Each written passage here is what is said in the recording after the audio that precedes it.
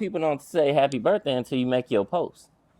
Oh, that's wicked. Facts. You motherfuckers ain't right. Well, I guess. I mean, that's just people not knowing your birthday. There you go. Until you make a post and say it's your birthday. Hey, you coming late? Yeah, fuck. Nigga, I tell all these little niggas, I'm like, hey man, y'all niggas is risking y'all life going on stains and missions and shit. And y'all don't even know these niggas want real name or these niggas' birthday. Don't know shit about. How you risking your life with a nigga that you don't even know? We don't know shit about, bro. You don't. So who was with you? Hey. CJ. What's the nigga real name? I don't know. I always call him CJ. Nigga, you don't know this nigga real name?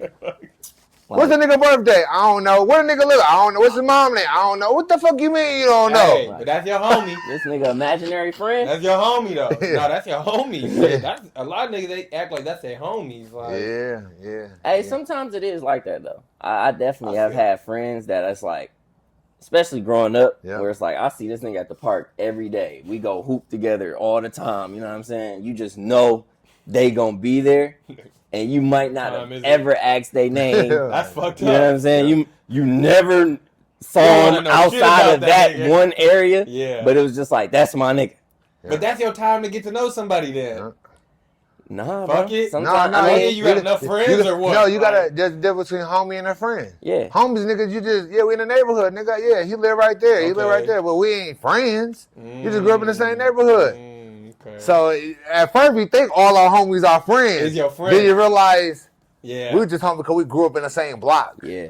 I got because friends, I think friends is close to the family because you guys do things. It's like an agreement that you guys are doing things to support each other to say like we friends. Family just like you might not see this nigga ever. Nigga like, oh, we just family.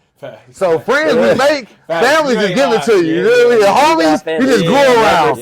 So like see him at the family reunion, like, who are you? Yeah. I've been knowing you since you was like my cousin. Ain't no standard. We just born together, huh? Ain't no standard. You ain't gotta show no loyalty, no respect, none of that shit. You ain't gotta have a nigga back, huh? Damn, that's real. I didn't think about it like that. But friends, you'll jump a friend real quick if you like, hold on, nigga, you have my back? Yeah. Nigga, hold on, nigga. You ain't supporting me? Hold on, nigga, what? You like, oh, okay, then, nigga, my bad, nigga. All right. Get out of here. Yeah. I don't need you. Yeah. Family is like, damn, I'm stuck. No, you definitely stuck. Yeah. Family, nigga, like, hey. Still got my name. I'm picking and choosing who family now, shit, nigga. Listen. True. We're getting to that point. Hey. We was born together. Hey, we in the jungle. Yeah, we came. We was living in the same jungle at one point, nigga. Now I'm in this jungle. You in that jungle. Hey, there's a lot of shit between this jungle. Trees. A lot of trees between us. You hear me? For real. It's for real. But another one. What episode is it? 14? No, 15. Ooh. Wow. Finally got one wrong. You usually always get it right. Finally got one wrong. 15. That's because the episode didn't come out yet. That's why. Oh, got it. See. Look. They don't know when this here to record it. Right, I might have to clip it. The nigga the clip shit. Clip the shit. Bro, I be clipping everything. We clipping, clip. For real. Nah, 15 though. 15 of them. So the Fashionably Late Podcast. Man. That's right. And I'm Ray. I'm Andre. I'm Tommy. Welcome to the pod. Thanks for having me, y'all. First guest ever. Wow. Come on, man. Right. I feel special. The real big T. There you go. Fuck the other one. But, I mean, best way to start it is, where we at? Oh man, y'all at the Don't Shoot Gun Swoop Center for Excellence, man. You know, we got this stigma that say nobody's perfect, but that don't mean we shoot for excellence. So we wanted everybody just to do their best or whatever it is, and just that space where we're just trying to push people to do their best. Yes, sir. So, okay. And it's a good space to do it. Yeah, there you go. There you clean, go. Definitely. I seen from the before, after, bro, it was literally like, what, a month? A month, bro, of just hustling. Trying to get shit together. Getting it, grinding day in, day out, and I mean, with other stuff going on, man, too. That's what's crazy. Like, it went from this opening to the gala to events. Model and all that. Then a camp. Yeah, so we'll get to that. But hey, yeah, look, I done skipped questions. Who we even talking to? So for one, who is? I mean, we at Don't Shoot Guns Shoot Hoops. Founded CEO Tommy McBrayer. Who is Tommy McBrayer? Man, Tommy McBrayer, man, born and raised in South Minneapolis. At the age of 35 right now, man, I started my nonprofit just at 32 years old, man. Who is Tommy, man? I'm a young black guy, a young black brother that grew up in the inner city. You know, grew up without a father. You know, have parenting issues. You know, at the same time, got 4 kids, 3 girls, 1 boy. And, you know, I've been a CUNY organizer, you know, so just a product of my environment of living in the inner city, the good, the bad, the ugly. And, you know, now we talk about the success rate of when you finally get to live a long life, the things that you can nourish and make happen. And once you just get a little time, you know, underneath your belt. So, yeah. Well, so why exactly did you start your nonprofit? Man, I started a nonprofit. One, I didn't want to work for nobody else. Right? Let's start there, right? Let's start there. It's a lot of us. Yeah. But it was just, there was a lot of, being a survivor of gun violence myself, I'm a survivor of gun violence, and always playing basketball all my life, just trying to get the two to mix together. Like, hold on, I've been playing basketball my life, but it wasn't for a cause. You know, it was just, wasn't fighting hunger, it wasn't fighting gun violence, it wasn't stopping bullying. So I was like, well, it saved my life, so let's really save lives doing it. So use the game of basketball as a vehicle to bring gun awareness in the inner city. So we've been saving lives using the game of basketball. So I just, you know, it came at a critical piece in Minneapolis with the whole George Floyd, you know, a lot of stuff that happened in the George Floyd was like a domino effect of police officers getting laid off for PTSD and things like that. And before you know it, you see violence in the city just erupting. You know, police ain't answering calls. They not, you know, they don't even want to work for the city no more. Yeah, so we had to do something like, we can't wait for the oppressors to, you know, secure us. So I feel like, you know, we got enough platforms and a lot of popularity, people in the city that if we use our platforms to promote the right stuff, we may be able to save, you know, the young ones looking up to us. So. Yeah, definitely. Somebody got to try. Man. Do you think your organization, like, you push it like as far as you did because you're a dad, like you're a father and your kids, you know, or is it something that like you've always growing up, like you always was like, I need something to escape, you know, the reality of what's going on. Not really escape, but like, to, like you said, like outlet, to deal with the trauma. Yeah. I mean, at first, man, like it wasn't. I promise you, man, like it wasn't nothing about the kids. You know what I mean? Like I think, like on your journey, man, you gotta be selfish sometimes. It gotta be all about you. You know, and then when you helping you, it's gonna roll off to helping your kids. But you is the main focus. So going through this whole thing about just being a survivor of gun violence, you realize there's not a lot of space for survivors of gun violence. There's not a lot of people that can relate to survivors of gun violence or even bringing it up. So either you did and people ready to do a balloon release, or you survive and nobody gives you credit and you just go about life. So I wanted to create this avenue. Like, I mean, there is a lot of survivors out here. I'm one of them. And if I never told people I got shot, they would never even think I got shot. Man, out of all the stuff we done did, Ray, like, if I never said I got shot, you would never think I ever got shot because of how I move and operate myself. So I wanted to create that gray area of no, you're not dead, and you're still alive, but that area, exactly, that you ain't got forgot about, and just creating that space. That's real. That's really fun. But now that my kids, you know, benefit off of it, you know, this something that when they got a career day at school, they're wearing Don't Shoot Gun Shoot merchandise. You know, like when they think about them growing up, like I'm working for my dad. I'm working for Don't Shoot Gun Shoot. And it's something that you can pass to your kids, and it's an example to show them. You know, like they get to watch you every day, like what you went through, where you came from, and you're first-handedly like showing them like this is what it is. You have a building still over South. You know what I mean? It's not like you took and uprooted and was like, oh, we gonna be any diner, Eden Prairie, or this and that. Like you stayed true to where you from, and that I feel like that's huge. Oh yeah, man. It is, because a lot of people, they just go. You know what I mean? So for you to come from this community and be willing to still stay around and give back, like, that's all praise to you, for real. Oh, man, it ain't easy, you know. No, Easier said than done, that's for sure. Yeah, but, no, for real. Yep. Man. Well, I mean, what's some of the things? Well, for one, how long have you been? I know you said you started when you was 32, so it's been 3 years. What all have you kind of got accomplished so far in the 3 years? Man, dude, right? It's man. We'll talk for hours, man. But no, we've been really just putting in work, man. We've been like developing as we go. You know, being able to. We accomplished a lot of things in 3 years. You know, I remember just growing this from ground root of $0, literally. And like now that we 3 years down the line, said we surpassed $500,000, you know, from grants and funding and donors. That just show you, like, hey man, like $500,000 of doing something that you just passionate about and trying to live a righteous lifestyle. That's another thing we're teaching these kids of just living a righteous lifestyle of, and you can do something positive and get some money. You know what I'm saying? Like, there's not a lot of people that get a lot of bad money that can brag about having this bad money. You know what I'm saying? So it's like bragging rights of just being able to live a righteous lifestyle. So I think we done impacted 1,500 youth, you know, in 3 years. You know, we done did, things that organizations can't even imagine doing, like midnight basketball tournaments where we're, you know, locking kids in the gym at 9 at night to 6 in the morning. You know, hosting a boys and men camp where now it's 5 days, 4 nights. And we were doing it for free, and each kid get a pair of shoes, and each kid get, you know, this, that, and the third.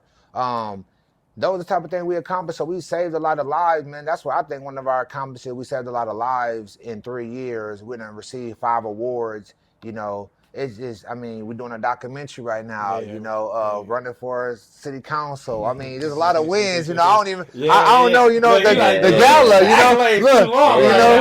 you know, but one thing that you realize, you know, you went to, right, was like the ribbon cutting for the center, you know, even those, like ribbon cutting for the center, ribbon cutting for the gym, you know, the gala, you know. I think that one thing I was most impressed about, just getting niggas together to dress up, not for a funeral, is was a dope feeling of just like celebrating life. Like, what we getting together for? What we all dressing up for? All for accomplishment. And it felt like that, like, oh man, ain't nobody just like down, like, man, we gotta make more room for like this. We gotta start meeting at these funerals and stuff. It was like that. So it was like, no, we here to celebrate. And it was like, it was a fire. For a lot of people in that room, it was like, I got to buy a suit for something other than, like you said, for a funeral or for a court date or some shit like that. It's like, I know plenty of niggas was in there for months planning, like, what color we wearing, what, you know what I'm saying, what shoes I'm gonna rock. And it wasn't for, you know what I'm saying, going to the club or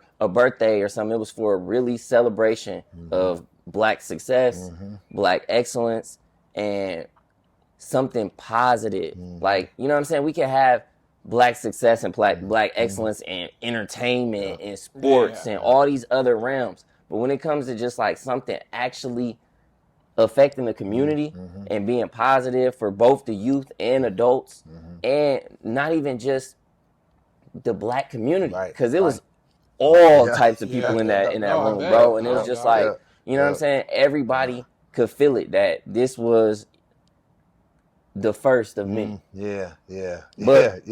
But like I said, they playing them fits. You know me. Mister, y'all better put it on or I'm talking shit about you. And I couldn't talk. We was taking a lot of pictures that night. Yeah, there you go. A lot of pictures.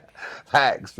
And that's the thing too. You recently was on the news too. You threw a for probably the 4th time. Man. Yeah. Well, it was the first time I had seen it. Every time it's an event, news gonna be somewhere. It was the first, and it was crazy how I had seen it, because it literally, I had met you at his crib.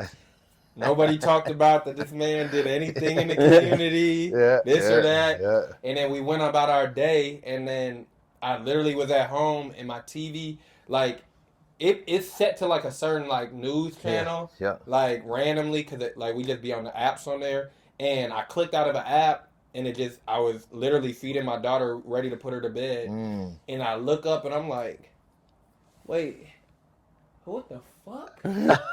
Like, And this man was on the whole fucking Fox News talking on the TV. I'm like, whoa, hold on. Was it a benefit? Was it a... I'm thinking it's probably that gala. That was the gala. It was a gala, right? Yeah. Okay. Because, that was like right around after the gala. Yeah. And I'm like, hold on. I was just sitting next to bro. Like, literally. Like, so it's like, it's honestly, like, I can say hands down, it's amazing to see you push what you're pushing out here for the kids, for the youth, for adults.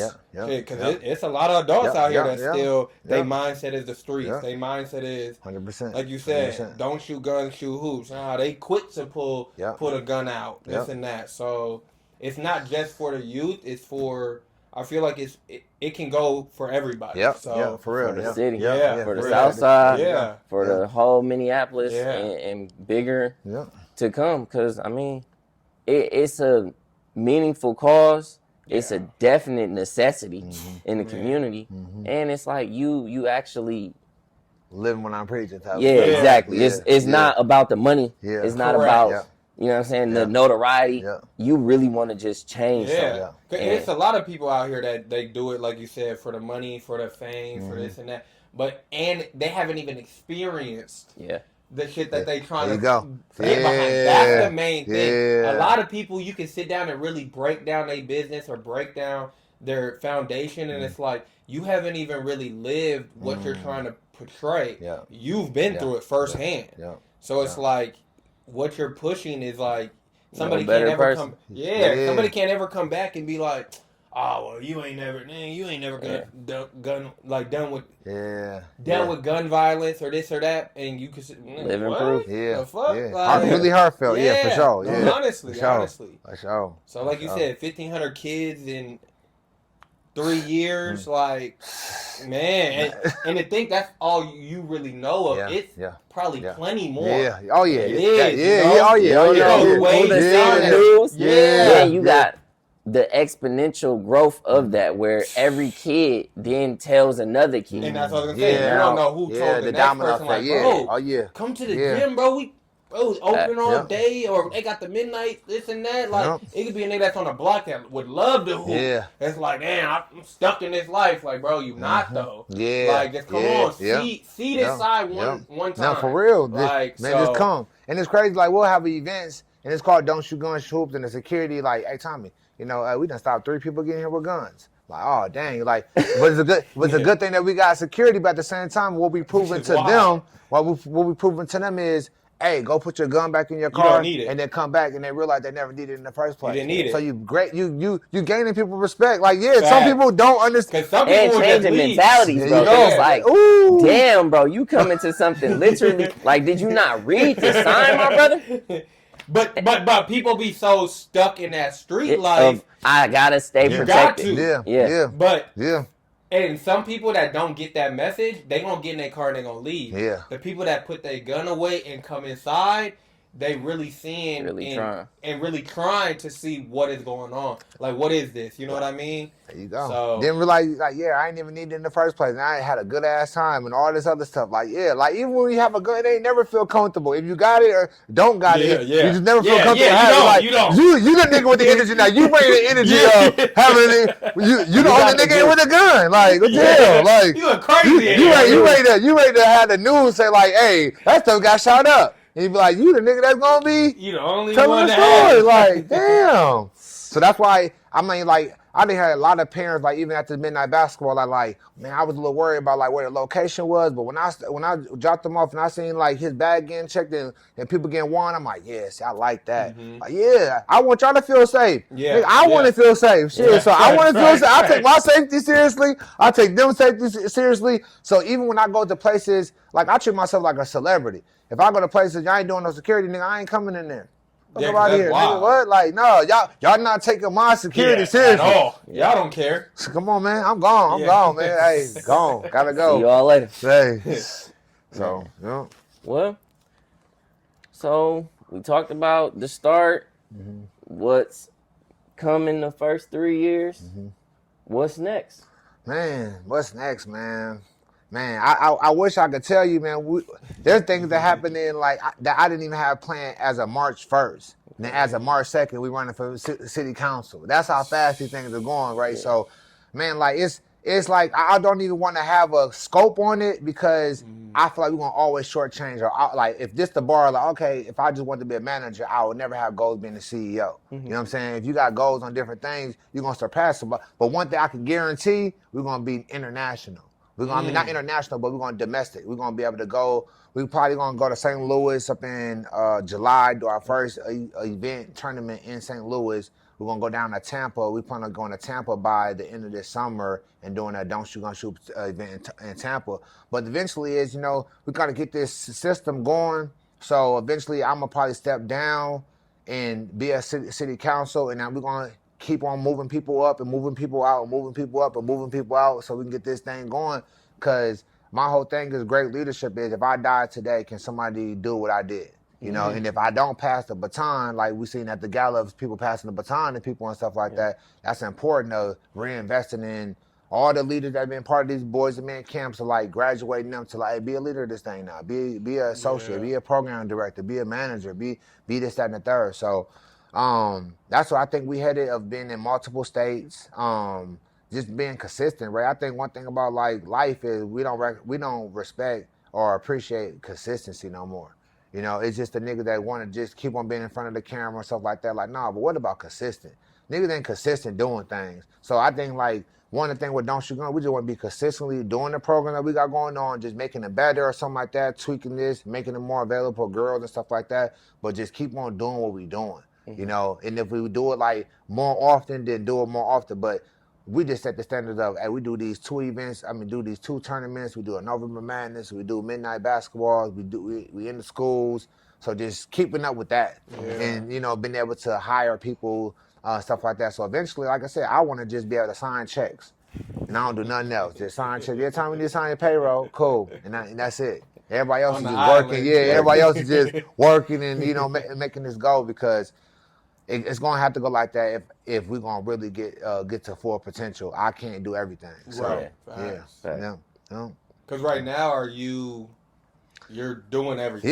Yeah, man. Me and my lady, she does like more of the admin stuff. So she does help with stuff with the website and the grant manager and stuff like that. I feel like she like the exclamation point. So I might do everything and she just make things a little bit more better. Okay. You know, a little bit more attention to detail and stuff. So. That's the goal, man. Just keep on building, man. Hey, bro, sound good. You gotta support here from us. Hey, no, definitely, always. We gonna keep it going. For real, definitely. Man, you got anything else you wanna drop on us? Man, no, man, just any shout outs, any announcements? No. Now you going from there. You hear me? No, but we just want to like just bring us stuff to the just inviting everybody to use their platform in the right way. You know what I mean? Like you might not have a platform all your life, and so when you got it, what you pushing, but. Just realizing how many people get shot a day, man. I just really want to just bring that to the focus of how many people actually get shot a day. Is right now 216 people get shot a day, man. So when you get surprised that Tommy got shot or Flannel Castile got shot or people in your neighborhood get shot, you realize how normal it is. Nigga, that's like, hey, that's a lot of people, you know what I mean? And that's just about a day. So when you think about a week or think about a month or about a year, it's like probably 80,000 people that get shot a year. And then you times that by a kid that's going to school for 4 years, it's like, nigga, 360 people going to get shot, nigga, from gun violence, nigga. If you just going from freshman year to senior year, that's crazy. Yeah. That's crazy, you know. So, man, it's just, you know, I say people, you know, just do what you do to try to not promote gun violence on y'all music, on y'all platforms and stuff like that. Because the reality is, you know, like, we need to stop promoting, you know, gun violence as much as possible. You know, to change be our own worst enemy. Yeah. If you don't mind me asking, when did you get shot? Like, how old were you? The first time I got shot was at 20 years old. I was selling weed in a duplex, and I ended up tied up, shot, left for dead in the hallway, man. Just selling weed, man. A drug deal went bad. It was like in May, so I just got to watching the finals, the Lakers playing. Damn, without a good time. Yeah, man. Like, you know, it's one of those, man, in the 40 sack. Man, I got shot over a 40 sack. And the 40 sack now is like, it might be like a 3.5 or something like that. Back then, it was only 2.0. So I got shot for a dub sack. There's a dub now, you know. So that was the first time. So I was 20 years old. And then 10 years later, it was like almost my anniversary from 2010 to 2020, basically. It was 2019, basically like my 10-year anniversary. I got shot 2 times in my stomach. And that was with an FN caliber weapon. That was by somebody you call a family friend at one point in time, you know, like.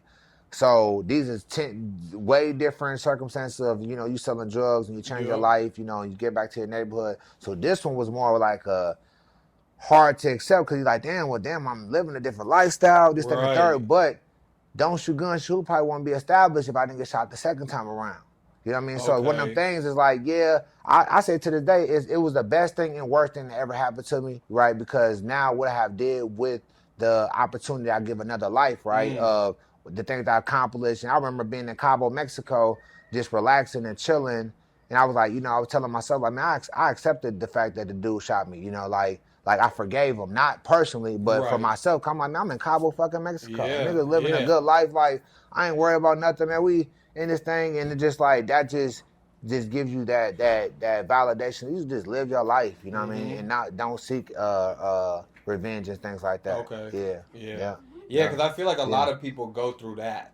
It's like how to get over the fact of somebody did just shoot me and you wanting that revenge. Yeah. And then even stick it in that lifestyle. Like you said, like you were shot in 2019. The first 2010. Time, 2010. Yeah.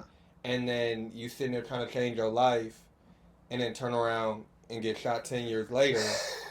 It's like, what is going on? Like, you look at the guy at that point almost like, man. Damn, like. And like I said, that's where at a point in time in your life, you got to be selfish. Like, I didn't think about nothing. At one point in time, like I said, I was thinking about my kids, but at the same time, I had to think about myself. Like, just wanting to be in my kids' life so fast. They wouldn't have got the best version of me. Okay. You know what I mean? Like, you know, the more traumatized, the more PTSD, the whole little 9. Then the person that, you know, that did shoot me was like related to them. So it's like, it almost like made me a disconnection with me and my kids. And I think we should have way more conversation just because people don't understand, like people really don't. It's like you shouldn't look at nobody that, when you survive gun violence, you should look at, it's like almost compared to somebody that got shot in a war. Okay. You know what I mean? Like, literally think about stuff like that. People that seen people in body bags and stuff like that, you know, and people for war never come back from it sometimes. They be so lost because of the stuff that they got exposed to. Yeah. So there's a lot of things that I can forget because over time, but my body still remember me getting shot. So it might be a time when, like, okay, this is my anniversary. And before, you know, I'm like, dang, what's that?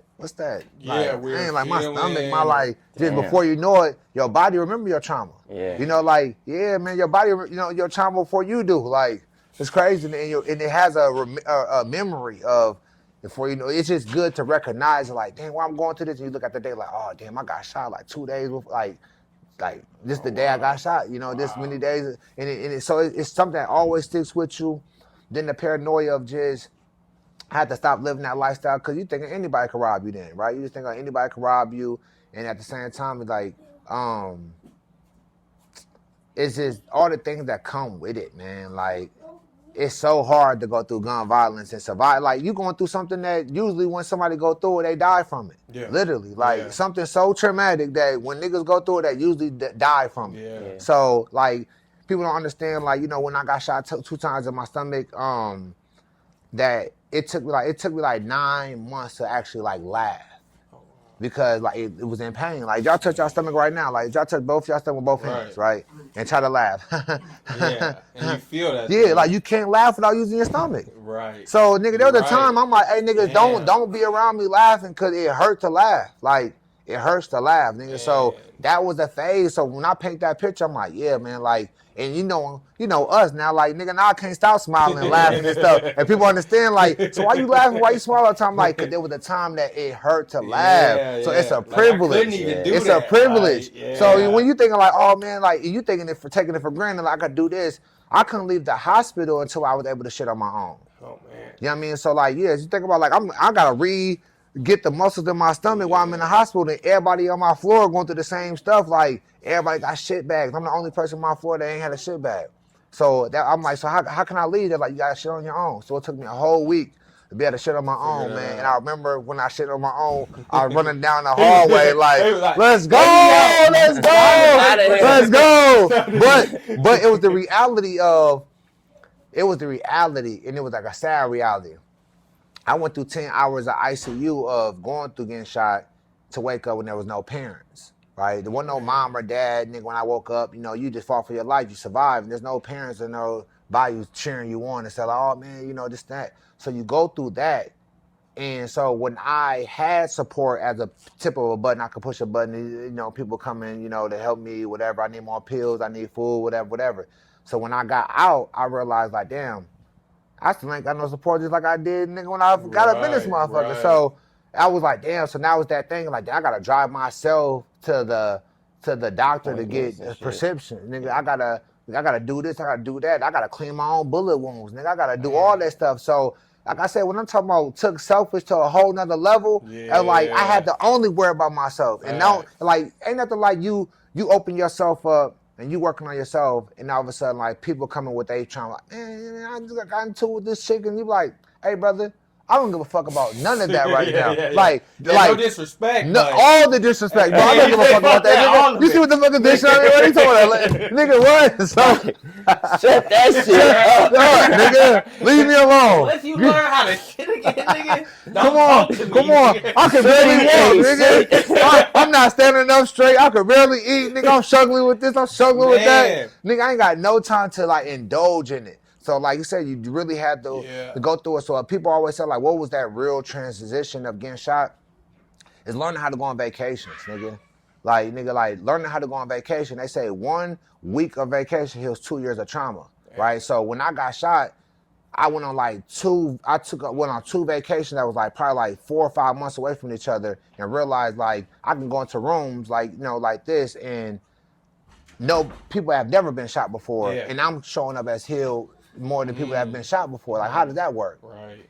You never been shot before. You ready to crash out. Never got shot. Then the guy that been through it all, he like, this nigga's that piece. This nigga, this bitch, like, this nigga's chilling in the midst of fire and chaos. Like, what's up with this guy? It's a different type of peace. Yeah. Like you said, you relearning yourself at that point. Like, you in a spot where you so vulnerable that you gotta break down to rebuild yourself. So man. And especially with nobody there for you and this and that, like you dependent on yourself. God, so a lot of people don't see that side of like being shot or going through like some like serious trauma. Like people think, oh, my girl did this or somebody did that. That's some real trauma shit. Like somebody that built a whole organization around it, right, bro.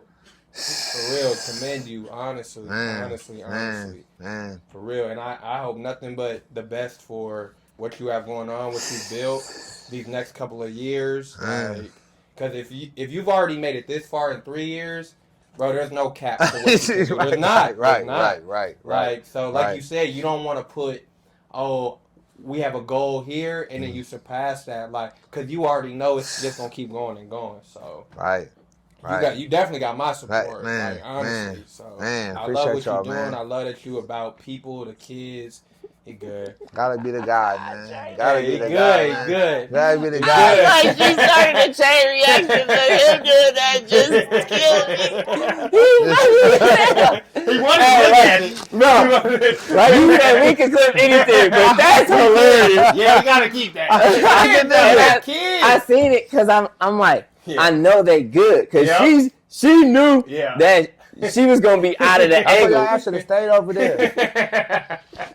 Doing all this extra stuff, moving around cameras and stuff. Fuck behind the camera. I'm good. He like, they don't win. We good. He like, why do I go that way? There's only a little room. There's so much room this way. Y'all doing extras.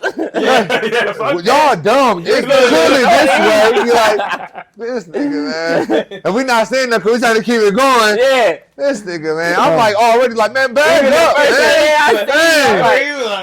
I'm like, man. I'm like, all right, let me not say, but y'all about to turn on the treadmill. Man, turn on the damn treadmill. What y'all doing? I'm like, but yeah, we figured it out on. We had one time we was recording and that dog. Yeah, a dog started barking because we used to record at his old spot and it was like a lobby, and yeah, a dog just started barking. That nigga was But yeah, we halfway through the pod, lights you that all shut good. off.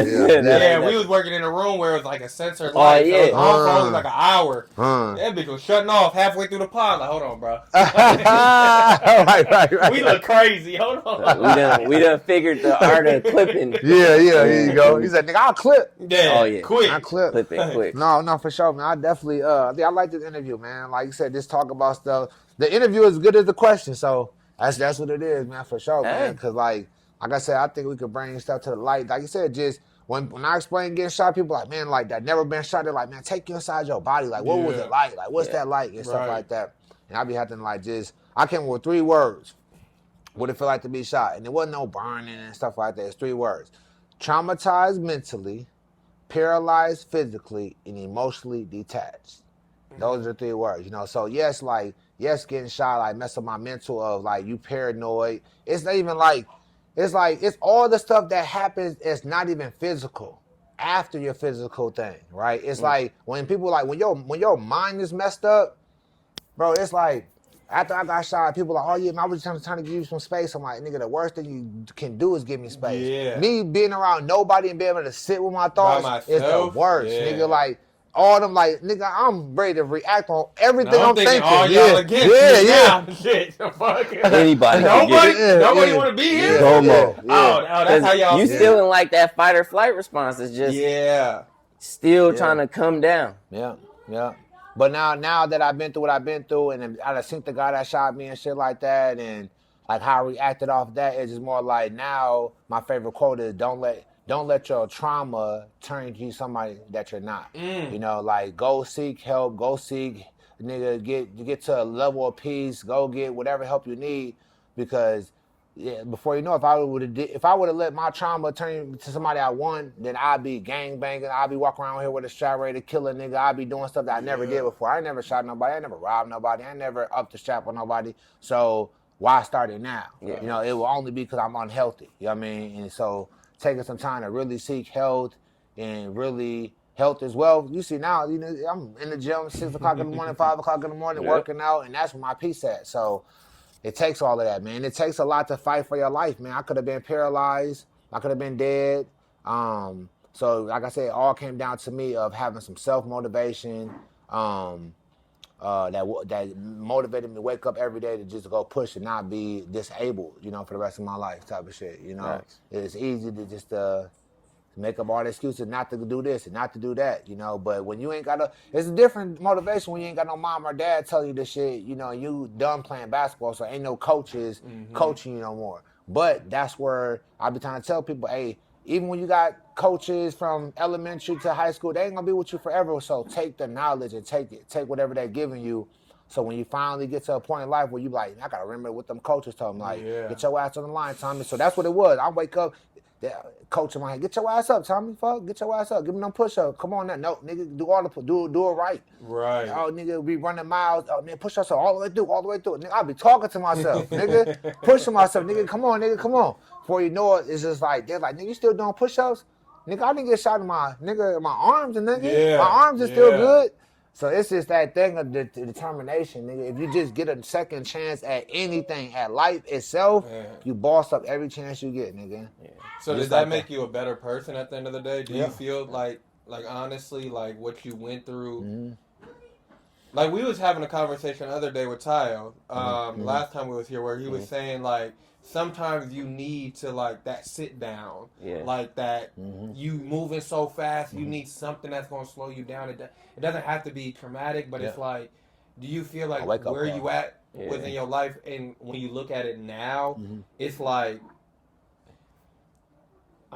it's going to sound crazy, but you're almost like, you thankful that something happened that now look at what you've built. You know what I mean? That's why I said it's the best thing and the worst thing that ever happened to me was getting shot, because it definitely made me wake up. And where I was headed, like, just like I said, I'm a determined person, right? Like, we're doing galas that I never did before in my life, and I'm determined to get it done. So no matter what. So if I was going to be a gangbanger, I was going to be the leader of the gang. If I was going to be the drug dealer, I was going to be Pablo Escobar, nigga. I wasn't no short in the comments, nigga. Even where I was headed, I dropped out of college, and before you know, in 5 months, I'm the man. Like, that's how fast it got. Nigga, I started off with just a quarter of weed, just grabbing it from one of my stains, and before you know it, they're like, oh yeah, how much you do for a half? How much can you do with a zip? Before you know it, how much can you do with a cutie? Before you know it, how much you do with a half pound? Before you know it, nigga, the day I got shot, I was damn near at 2 pounds at this time, within 5 months. You know what I mean? Like, that's how fast I was doing it, and like, man, moving. The same day I got shot, I was, nigga, I'm talking to my guy that we hustling together. I was like, nigga, we need to get a gun because nigga making too much money now. Nigga, like, first it was just them niggas just now, and then the same day I ended up getting shot. That's the crazy thing about it. So yeah, I feel like I thank God for waking me up because I was at a level that I wouldn't have ever reached my full potential going that way of being a drug dealer. I would only be like, nigga, I had no plans on stopping. Like, if that happened, I wouldn't have had no plans on stopping. Nigga, I had no plans on getting a job. Had no plans of doing no nonprofit or anything positive for the community. So this whole thing, But that's what I said. Like it was that first wake up call. Okay, do you want to live this lifestyle? Or do you want to live a better lifestyle? And because after I got robbed that first time, I couldn't sell weed no more. I'm looking all across. I'm everywhere. Every state. Nigga, I can't sell no more. Nigga, I don't feel comfortable. So I had to damn near leave out of state for a whole year and go live with my grandparents in a whole nother environment before I came back because it was just the paranoia of living in the same place I got shot. Just the whole nine of these niggas ready to hand you a gun like, oh man, because you in the street, hey, here's a gun so it won't happen again. It's like, so just letting your trauma, take over. You become this person that now you tweeting the gun. And it's like, what would I look like in jail? Nigga, I don't look right in jail. Nigga, I don't look right in jail, nigga. Shit, I look better. Hey. I say that shit all the time. Man. Nigga, please. I couldn't do it. Yeah. I'm too Tory in there struggling. Come on, man. I be in that motherfucker starving. I know. Shit. Yo, you be starving all right. They be taking all your shit. I ain't going. I ain't going. Any commissary? I've been there doing all the push-ups. Oh, they can put money on your books? I'm beating there. All that. Yeah. I'll be there. I'm beating there. All right, Tory Jr. That nigga in there looking like he's swole now. Yeah, you will get swole real fast and you gotta fight. Yeah. Tory Lane's 4'8". Yeah. Nah, man, but so that's just a little bit of that, man. Just taking in the lens of survivor and stuff like that, man. And you'll be surprised how many people have been survivors of gun violence. Right. Even Tayo, he's been a survivor of gun violence. He opened up, but people ain't so open up about stuff like that as well, man. Vulnerable to open up about stuff like that. So I think that's a level of healing as well. But when you open up and share your story, how many other people can relate to it? But at the same time, how much that's an internal healing of just being able to share your story, man. It helped me out a lot. So now I've been telling my story, but at the same time, you're like, damn, you're a public figure. You got shot in this neighborhood, and you're sharing your story in this neighborhood. So, like, you just can't be scared to live and die. So I ain't scared to die. Yeah. So I gotta live, nigga. I gotta live to the T. And I'm gonna live my truth. I'm gonna live my truth, and whenever it's time to clock out, it's time to clock out. I gave it everything I got, nigga. I woke up at 5 in the morning, then go to sleep, nigga, till 1 in the morning for days, nigga. I give it, and that's what you think about. Like, as soon as you wake up, ain't no pushing the snooze. I'm thankful to wake the fuck up, man. When you go through what I went through, like closing your eyes, not knowing they about to open, going through 10 hours of ICU, and waking up like. And like, just think about going to a hospital getting shot. Yeah, nigga, I'm going to the hospital. Ain't no button that just pushes, okay, you say, whoo, like a gang, like, we push a gang. Whoo, you there? Like, no, now this is where the fight starts at, right? So now all of a sudden you fighting for your life. All you know is, I went, like, okay, this is how my scenario was when I went to the hospital. And then I got to get up out of here. But I go to the hospital, nigga. Mind you, after I got shot, I ran across the street. And there's a car that just seen me run after hearing a gunshot. And they like, they like, hey, man, you good? You need help? Whatever. I'm like, yeah, man, I got shot. They're like, oh, shit. And they put me in the back seat of their car. So wasn't no waiting for the police and stuff like that. Put me in the car. And we zooming down Park Avenue, nigga, going all the way down, nigga. It's a one-way. So by the time when we pull up to the hospital, the sheriff was right there, like, nigga, we're going 60 miles per hour into a curve. Wasn't like, they like, get on the ground, get on the ground. Like, all they see is the nigga in the back seat that's bleeding. Nigga like, they don't know what's they don't know if you the problem, whatever. So they're like, get on the ground, whatever. And then as I walk into the hospital, they're like, you need the bed, you know what I mean? You need a chair, whatever. I'm like, I got shot, I need a bed. And I remember them just putting me on the stretcher or whatever. And then when all these doctors come, it's like 10 to 15 doctors, all in white, and they got masks on and shit like that. I remember going to the emergency room, it's like bright lights everywhere. You think these is bright, it's bright lights everywhere. And they talking, hey, Tommy, this, that, and the third. Now, mind you, I wasn't crying this whole time. And they poked me with a needle, and that needle put you in ICU. And that's when you can't feel nothing else. Because they put you in ICU so they can do all the surgery and all that. Because you can't do it while you up and awake because your body is going to, you'll pass the fuck out. Hell yeah. They got to cut you open you up.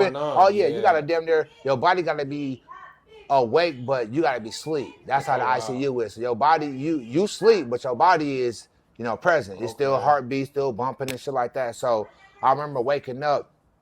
And they was clapping, like, all the doctors, they was clapping, like, afterwards. They were like, I guess I had a tube in my throat that went all the way down to right here, nigga. So when I woke up, my eyes were just woke, and they was like, oh, man, he's up. And then when they come down, they pull that motherfucker down, they pull it up. So I'm like gagging. Yeah, all they kept on doing was clapping. It's all 10, 15 of the doctors, they clapping. Because they're like, we did a good surgery on him, but now he has to wake up. That's the thing about, like, we did a surgery on him, now he has to wake up. So when I wake up, they're like, man, like, Tommy, man, so how you feeling? How you feeling? I remember the first word I said was, well rested, nigga. First thing I said to these niggas, nigga, was well rested. Like, they're like, what? They're like, what? I'm like, I feel like I've been asleep for 10 hours. But then that was that reality of you having flashbacks. Like, hold on. Nigga, shit, I survived that shit. Damn. So now you looking at your body like, hold on, nigga, I know I got shot much. So now you got a zipper and your stomach staple. So you just figuring out, like, did they okay, they cut off my shit. Oh, wait, like, nigga, like, for so long, I'm like, nigga, I don't even know my shit work. I'm like, where'd I get shot? So you start looking at me. You looking like, you just can't even believe it. Like, all you know is you close your eyes, nigga. You close your eyes, nigga. Like you said, a lot of these niggas, when you see them in the funeral, they look like they sleep. Yeah. That's how I look like. I feel like I would just sleep, like, man. And then, like, if you get the power and nigga get the strength to open your eyes, nigga. We did our job. Now you just gotta wake up. Man. So you waking up and they're like, Tom, you had a 0.5 chance of living. Like 0.5, nigga, that's not even a 1.0. 0.5, bro. Shot with 2 FN with 2 times in your stomach at a close range, bro. Them bitches knock down bears. Yeah. Chop a tree down. Hey. Nigga, so like I said, that should show you. Come on. I'm supposed to be here. What scares me now? Nigga, what? Nothing physical doesn't scare me at all, nigga. They like, you running from, like, nigga, this ain't even no weights. This ain't even no running. This ain't even running on the treadmill. This ain't benching. Right. Small thing to a giant after that. Like, this is just showing up and speaking. Did you have kids during this time? Yeah, yup. At my last time, my son, he was 6 months. Okay. It was 6 months, and that's another thing of just that system that goes on, like a young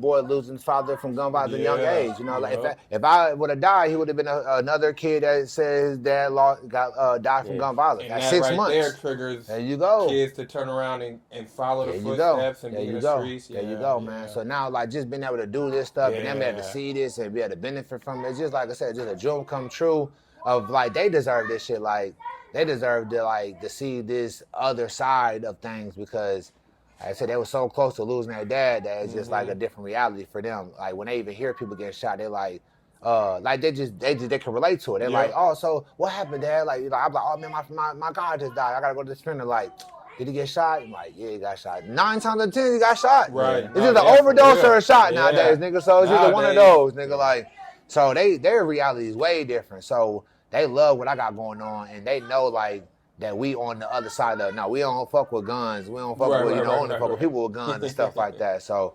So yeah, man. But I appreciate y'all letting me share my story, man. We appreciate you. We ain't gonna hold you no longer. Yeah, just being vulnerable enough, to share your story. Like you said, a lot of people, you can say you got shot, but to break it down, to open up, to talk about it, to almost put yourself back in that situation, to be that vulnerable, we appreciate that, honestly. And I know thousands of other people do as well. So you know that you see thousands of people a day that sit there and thank you probably because of what you're doing. So we support what you're doing in this community. Back you 100%, honestly. My brother Ray been showing up for sure. It's crazy how we met, man. It's crazy now how we being just neighbors, just chilling, walking up to the crib from just being in the parking lot. Right. So how'd you eventually? I know Kev connected, but when was the first time you heard my story? Was I the person that told you, or was Kevin gave you a little?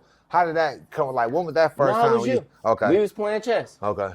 It was at the crib, one of them days where it was just like, we've been chilling for a minute now. There you go. And you don't really even know me because you had all of the kind of the stuff up on the walls and stuff like that. And you know how we was. It's like we don't really come in nobody's house and just get to ask questions like, what is this? And stuff like that. I really was like, I come straight in, sit down at the table, and we just get straight to playing chess. Maybe it's a game on or something like that. But one day, I think you was on a call. You was talking to somebody about some business for I think Boys and Men's Camp or something was coming up.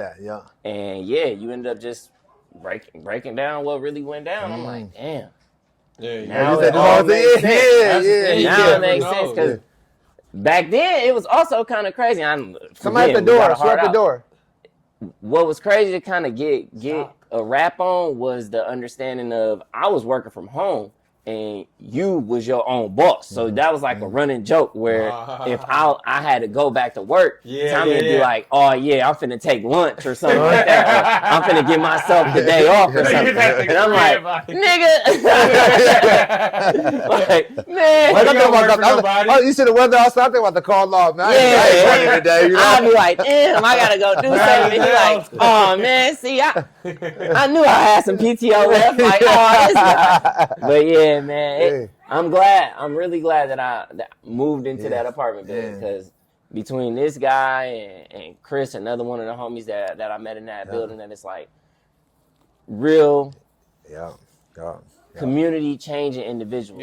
Very good mindsets and just, we all just trying to make a difference. We got a lot of power between us three too. Like a lot of connections. If niggas usually if I don't know Ray know him, Chris know they weird ass or something. It's up from there. It's nice to see all three of us at the same time. Now it's really like some Power Rangers shit. Hey man, but episode 15, man. Thank you so much again for being our first. First. We probably gotta have another one for real. Definitely. We're gonna bring some more people in and probably do like some group conversations, some barbershop. We know you had your own pod as well, so we gonna definitely try to mesh and get something going where we have some conversations that need to be had. Come on, man, let's do it.